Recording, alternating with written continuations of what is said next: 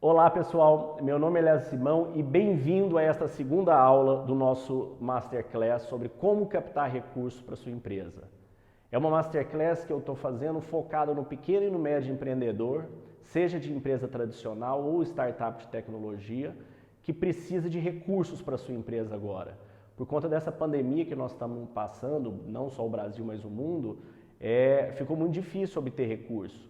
Com financiamento, com bancos. Então, eu quero mostrar qual é a forma que você, pequeno empreendedor, ou você que está começando, pode fazer para captar recursos. Então, eu quero agradecer as perguntas que foram feitas no vídeo anterior. Quero dizer que eu vou estar à disposição para responder todas elas. Agradeço os comentários. E acho que todos nós temos que hoje trabalhar juntos e unidos para, como um país, como uma nação, a gente conseguir superar essa crise. E para isso eu estou fazendo esses vídeos, para te passar o conteúdo de como eu fiz para captar mais de 600 milhões de reais para minhas empresas. Foram 14 empresas, algumas não deram muito certo, outras deram muito certo. E eu, ao longo desse período, fui aprendendo metodologias de como fazer para captar recursos, como extrair de uma ideia, de um projeto ou de uma empresa o melhor dela, colocar isso num plano de negócios e apresentar isso para investidores específicos para cada setor, para que eles pudessem investir e viabilizar o meu sonho de crescer a minha empresa. Então eu vou passar isso para você ao longo desses vídeos. Essa frase aqui de Mark Hansen, ela diz: não espere até tudo estar perfeito, porque nunca vai estar. Comece, inicie, dê o primeiro passo. Então esse é o convite que eu te faço. Não fique parado em casa, preocupado, em pânico. Isso não vai resolver nada. Utilize esse momento que você tem para estar em casa para aprender, para evoluir, para extrair o melhor e, se Deus quiser, transformar desse momento difícil, dessa limão, em uma limonada. Você poder sair melhor e recuperar o tempo que foi perdido durante essa quarentena. Vamos lá. No vídeo anterior, nós falamos que as grandes empresas têm à sua disposição fontes de recurso por financiamentos de banco, BNDES e outras linhas de crédito, por elas já terem um histórico, por elas já terem um ativo para dar como garantia. Então essas empresas conseguem tomar recursos e conseguir caixa. Mas e as pequenas e médias empresas? O que elas podem fazer para ter caixa? Elas não têm muitas alternativas. A primeira alternativa é se o empreendedor tiver recurso próprio.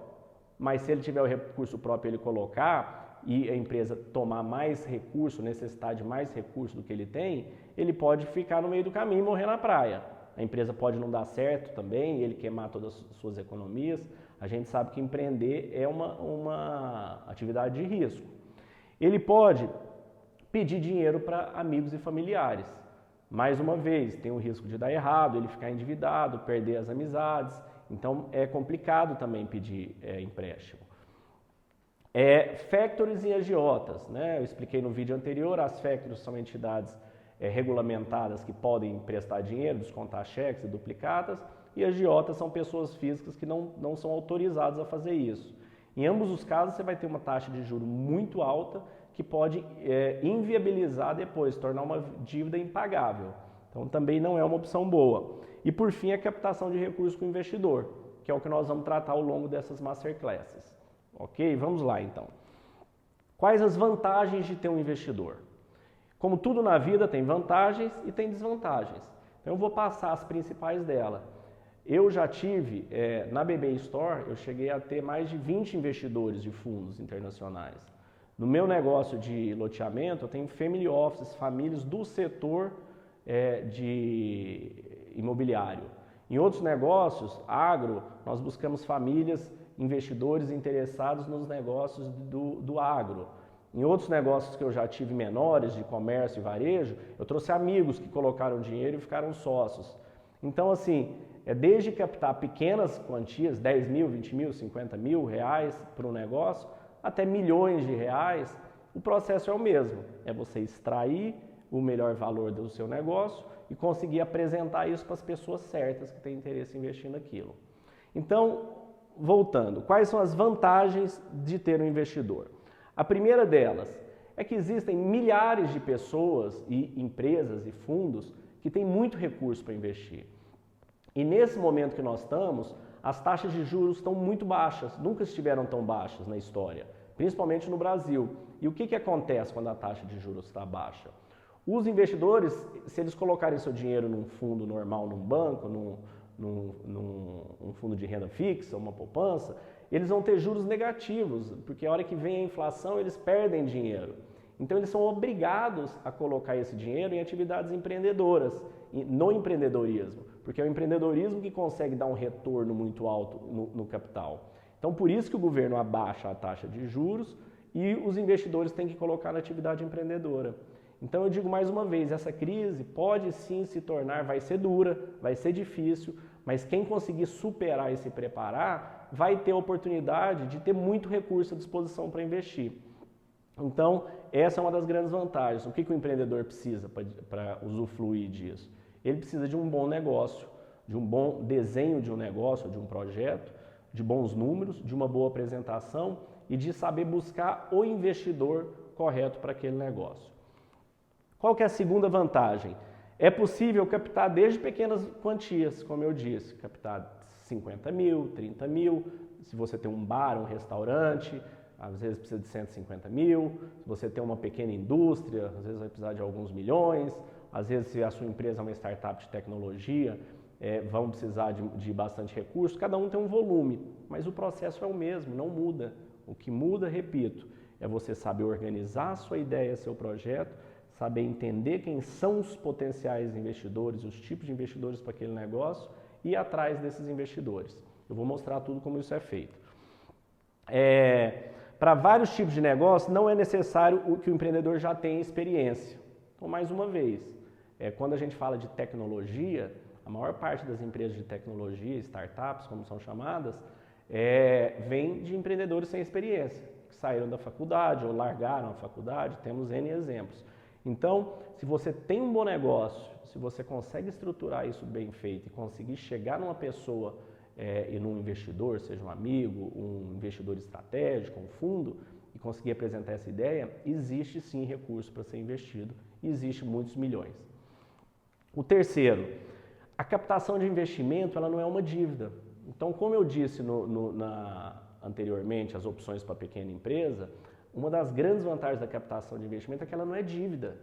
Então, se a empresa não der certo, você não fica devendo, você não fica falido e ainda tem que pagar o empréstimo. Não, o investidor ele entra no risco e no sucesso. Então, essa é a grande vantagem. O investidor ele vai colocar aquele dinheiro, ele vai acreditar no negócio. Se o negócio der certo, ótimo, ele vai ter muito lucro com isso junto com o empreendedor. Se der errado, ele perdeu o dinheiro e você perdeu o trabalho e o tempo. É assim que funciona. Então, o empreendedor não fica endividado e não tem que pagar essas dívidas. O empreendedor não precisa arriscar suas economias no negócio. Então, assim, às vezes você tem seu seguro-desemprego, você tem uma poupança que você fez ao longo da vida e você resolve colocar isso tudo no negócio. Mas é um risco muito alto. É necessário, muita gente faz, eu já fiz várias vezes, o empreendedor faz isso, é o normal, o natural é fazer isso. Mas o que eu estou dizendo é que você não precisa fazer isso. Você pode economizar guardar a parte dessa economia e trazer um sócio investidor. É muito melhor do que você arriscar e se der errado você perder. Até porque se você conservar suas economias, você consegue depois aportar mais recursos caso precise, mas você não inicia já sacando suas economias. Quando o empreendedor atrai um investidor, ele pode negociar um prolabore. Esse é um outro ponto muito importante. Às vezes, principalmente o empreendedor que está iniciando, sai do emprego, um emprego público ou emprego privado, qualquer que seja o tipo de emprego, e vai trabalhar. Aí ele pega seu seguro-desemprego, pega a sua economia e investe no negócio. E ele acha que esse negócio vai começar a dar retorno depois de 2, 3, 4 meses. E às vezes não é isso que acontece, às vezes leva mais tempo. Porque o empreendedor, muitas vezes ele fica meses, anos até colocando dinheiro na empresa. Então ele não tem como tirar dinheiro para pagar o seu salário, um prolabore para pagar seus custos fixos mensais, a escola dos seus filhos, a comida em casa, o aluguel. Então, quando você traz um investidor, é possível que você já negocie isso. Eu preciso de X mil reais por mês para viver, eu vou tocar a empresa, vou trabalhar, a empresa precisa desse volume aí para investimento, aqui a gente vai começar a dar lucro a partir de certo tempo e eu preciso ter esse prolabore. Então essa é uma outra grande vantagem, você empreende e tem um salário nesse primeiro momento. 9. Quando o negócio vai bem e precisa crescer mais, o investidor pode aportar mais recursos. O investidor, dependendo do tipo de investidor, a hora que todo negócio, a hora que escala e precisa de mais capital de giro, mais investimento, às vezes ele precisa de mais recurso. E se você tiver já posto toda a sua economia, como é que você vai conseguir esse recurso agora? Então, se você tiver um investidor correto, ele pode te ajudar a trazer mais recursos naquele momento.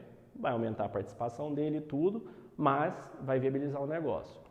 A empresa passa a ter mais credibilidade. Isso é um ponto muito importante. Quando você abre uma pequena empresa, você está no início, você não tem histórico de crédito, você não tem histórico de faturamento, é difícil, né? Contato com fornecedores maiores, é uma empresa pequena, não tem credibilidade, o banco não dá nenhum tipo de linha, é tudo mais difícil. Quando você tem um bom investidor por trás, ele consegue usar dessa estrutura dele para imprimir credibilidade para a empresa que ele está investindo. O investidor pode abrir portas com parceiros e fornecedores. Então, mais uma vez, é ele trazer a credibilidade dele, o nome dele, para facilitar a vida para a empresa. O investidor pode aportar, além de recursos, know-how na gestão. Então, principalmente no caso de investidores, sejam eles fundos que vão investir em empresas de tecnologia, startups, ou investidores tradicionais de mercado imobiliário, ou agrícola, ou comércio, são pessoas que muitas vezes já viveram o que você está vivendo, então ele pode te ajudar também na gestão. Agora tem desvantagens, como eu disse, tudo tem vantagens e desvantagens. Quais são as maiores desvantagens do investidor? Bom, a primeira, você passa a ter um sócio. Quem tem sócio, tem patrão. Então você passa a ter um sócio, você passa a ter que prestar contas, você passa a ter que dar satisfação. Isso acontece. Mas isso, de um certo modo, eu vejo como positivo, porque isso te traz mais disciplina, te traz mais motivação, te traz mais foco. Então, é um lado negativo que eu considero positivo. Ele imprime uma transparência e imprime um profissionalismo. 2, o empreendedor terá que dividir os lucros do seu negócio com o investidor, é natural, né? Então, uma vez que você trouxe o sócio, ele é seu sócio, os lucros são divididos. Terceiro, o empreendedor pode se desentender com o seu investidor e ter um problema societário. Mais uma vez, como você tem um sócio, se você estava sozinho no seu negócio, você passa a ter um sócio. E se você brigar com esse sócio, você passa a ter um problema societário. Essa é uma desvantagem, é um possível potencial problema, mas que eu tenho que falar que ele existe, mas é algo que deve ser trabalhado na relação, no profissionalismo do negócio. Quarto, o investidor pode ter direito a vetar várias ações do empreendedor e limitar. Ao longo dessas masterclass, eu vou mostrar como funciona um acordo de acionista, um acordo de investimento, que são contratos que regem a relação do investidor com o empreendedor.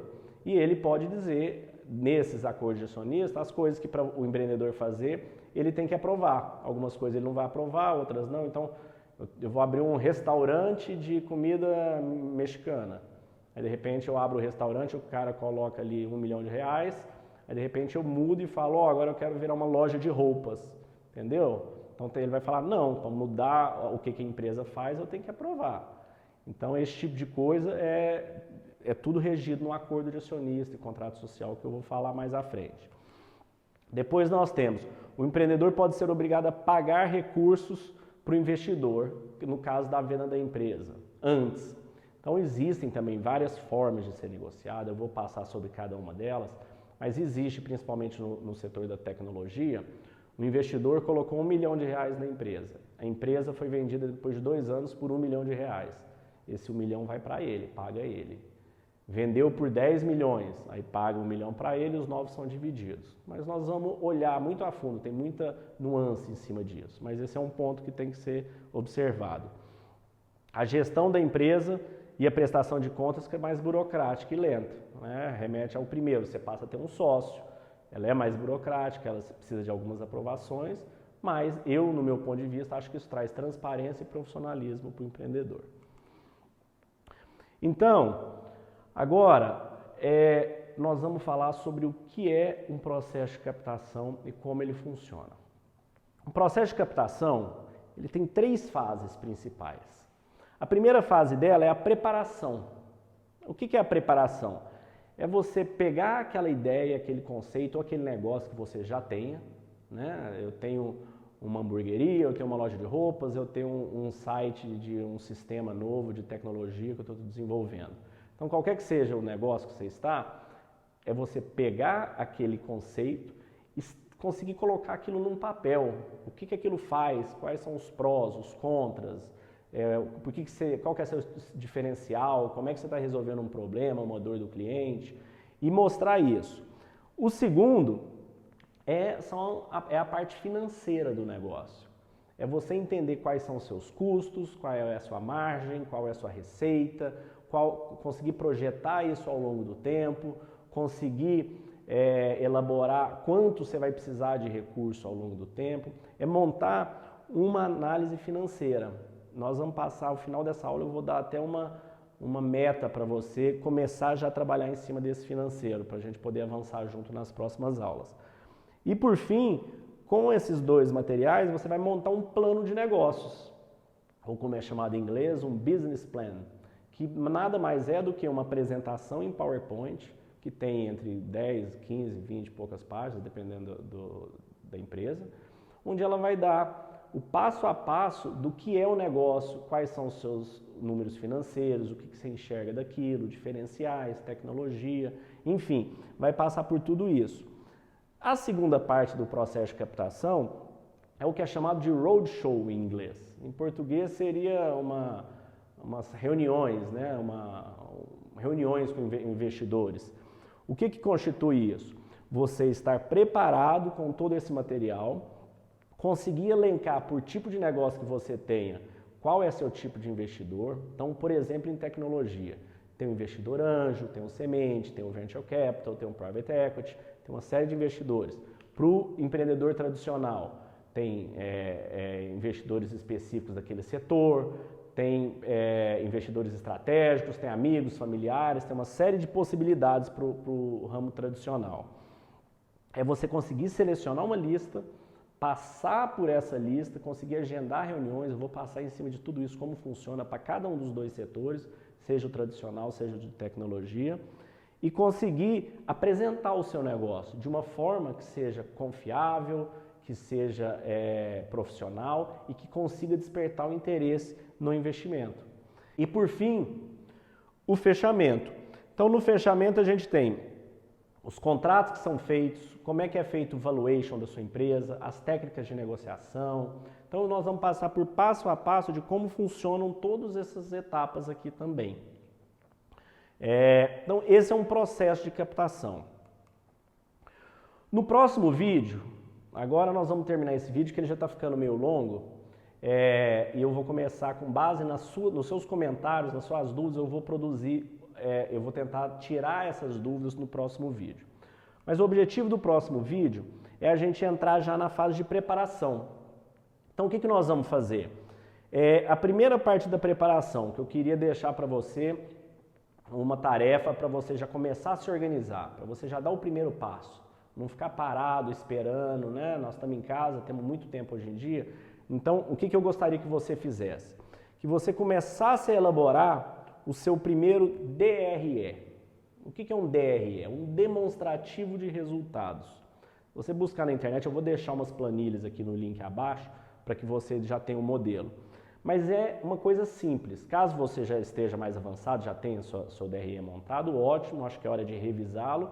Caso você esteja mais no início e precise organizar, é hora de você começar a se organizar. Então, você vai fazer uma relação de todas as receitas que seu negócio gera, de hoje aos próximos 2 anos. E se você já tiver o passado, se a empresa estiver aberta, já organizar o passado dela e já fazer essas projeções. E a relação de custos. Então, a planilha de um DRE, ela é mais ou menos assim. Para quem não conhece, eu vou deixar o link. Mas receita operacional, venda de produtos, venda de mercadoria, prestação de serviços, por colunas mês a mês. Então tem seu passado e depois tem sua projeção futura.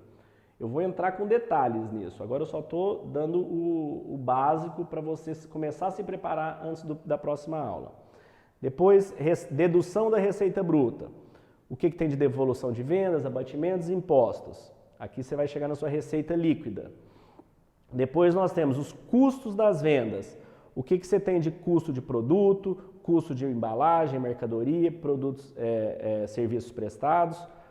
Então, esse valor menos esse, você vai chegar num resultado operacional bruto, que nós vamos tratar com detalhes na próxima, só estou abrindo o tema. Relação de custos, então a planilha vem descendo, aí depois da receita vem os custos. Você vai colocar aqui também despesas operacionais, despesas com vendas, administrativas, despesas financeiras, outras despesas operacionais antes do lucro. Então, e aqui embaixo está até Prolabore. Qual que é o objetivo disso aqui? É você se preparar para o próximo vídeo para a gente fazer um passo a passo. Eu vou fazer um passo a passo detalhado, lentamente, para quem não está familiarizado com planilhas. Para você que já conhece planilha, que já faz isso há muito tempo, eu vou passar, a gente vai ter a próxima aula também com mais informações de como elaborar o Business Plan. Então aqui a ideia é a gente equalizar as informações. Quem já sabe trabalhar bem com planilha, ótimo, não vai precisar aprender. E quem não sabe, eu vou ensinar como fazer isso. Por que que nós vamos fazer isso? Porque depois que você tiver essa base dessa planilha pronta, dessa planilha montada, a gente vai começar a entender o que precisa ter num business plan, quais são os números que os investidores olham. Então, por exemplo, aqui nós vamos montar um gráfico. Eu vou te mostrar como monta um gráfico de faturamento, como é que ele está sendo projetado. Aqui nós vamos te ensinar a montar um gráfico com base no seu negócio, nas projeções, que a pessoa consegue avaliar o volume de venda com base no percentual de acesso, no caso seja digital, né, de acesso, de conversão, caso seja uma loja ou um restaurante, de volume de visitas que ele teve. Como é que está o ticket médio, como é que está o crescimento do ticket médio, como que as vendas e custos de marketing estão se comportando. Então, nesse exemplo aqui, você vê que tem um crescimento de venda com volume de investimento em marketing mídia decrescente, então é uma maior conversão. Nesse outro, retorno de investimento, quanto que você está investindo em mídia ou em marketing, quanto isso está te retornando em venda, quanto mais esse múltiplo cresce, maior. Então, isso aqui são apenas alguns exemplos de vários que eu vou passar. O custo de aquisição do cliente, seja você digital ou tradicional, quanto você gasta de marketing para o cliente e para a loja, como é que você consegue evoluir isso.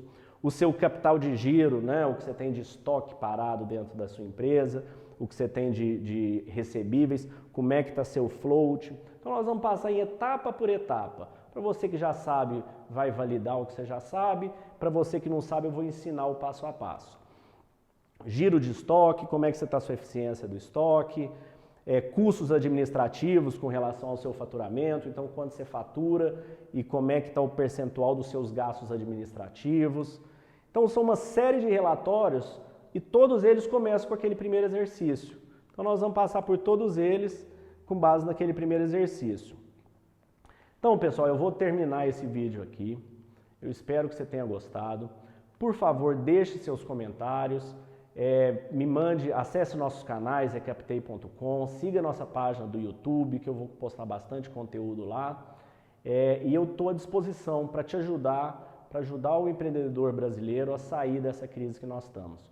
Conte comigo e muito obrigado.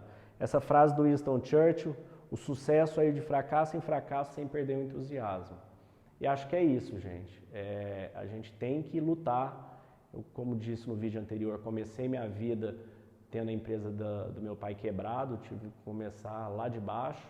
Foi muito difícil, mas à medida que você vai avançando, a hora que parece que tudo acabou, as coisas voltam, abrem-se novas portas e novas oportunidades. Então eu te peço, não desanime, vamos junto, vamos firme e vamos vencer mais essa crise que a gente está tendo no país. Muito obrigado, fique com Deus.